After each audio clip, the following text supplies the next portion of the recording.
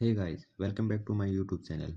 Today we learn about how you can check which flight is flying over your head. So like the video and subscribe the channel. So you need to download the application, search Flight Radar and download it.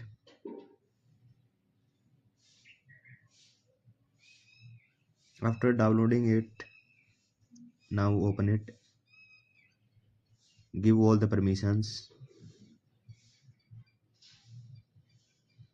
Now cut this ad.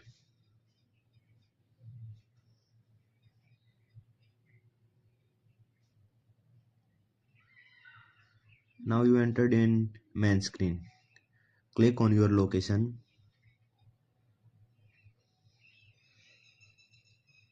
Give all the permissions.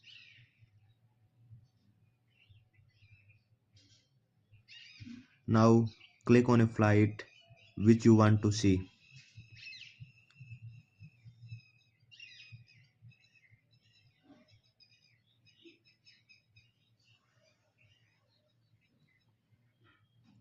Here are all the information about this plane with speed, location and photos.